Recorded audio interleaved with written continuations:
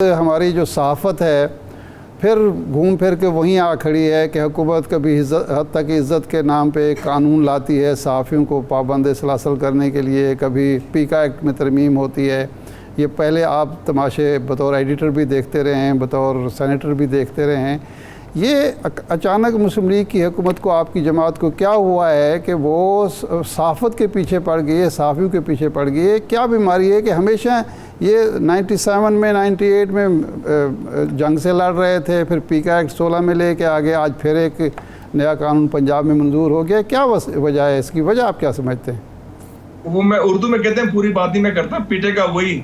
तो वो जो साहब है ना कि आप अगर अपने असल काम में जो हुकूमत साजी है, जो अवाम के मसले हल करने हैं, उसमें आप पूरी तरह कामयाब नहीं, तो फिर आप बहाना ढूंढते हैं यार कुछ साजिश हो रही है या मेरे खिलाफ कोई ये कर रहा है, या असल मसला ये है, ये सहाफी है। इरशाद आरिफ साहब ने जो कॉलम लिखा है उसमें मेरे खिलाफ ये बात लिखी है, या फैसल अब्बासी साहब ने ये फिक्रा कहा था प्रोग्राम में, ये असल है, लोगों में मायूसी फैला रहा है, तो इनकी जुबानबंदी करो। कलमा हक से डरते हैं। सुकरात के जमाने से ये बात है जी, ये 2-2.5 साल पहले की बात है। तो वो माइंड सेट हमारा वही है कि हम जमहूरियत की बात तो करते हैं, हम इलेक्शन की बात तो करते हैं, लेकिन जो हमारी हुक्मरान तबका है जिसमें सियासतदान शामिल हैं, वो जमहूरियत में यकीन नहीं रखते, वो यकीन रखते हैं बस जुबानबंदी हो।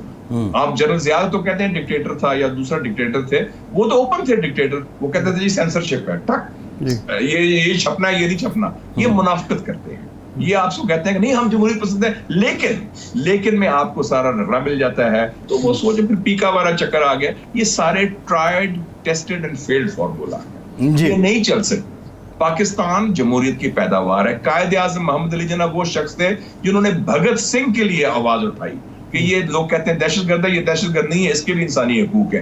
उन्होंने फ्रीडम ऑफ प्रेस के लिए आवाज उठाई। आपको पता है उन्होंने कितने गंदे स्टैंड लिए human rights, liberties, freedom of press, civil liberties के बारे में। तो हमारे डीएनए में है, आजादी है, सहाफत, जुबानबंदी हमारे यहाँ मुमकिन नहीं। हम कोई अरब मुल्क नहीं है मिस्र की तरह के, उधर कोई 20-20 साल एक बंदा बैठ जाए, अब्दुल फतेह अल सीसी या हुस्नी मुबारक या अनवर सदात, चिड़ी ना फड़के।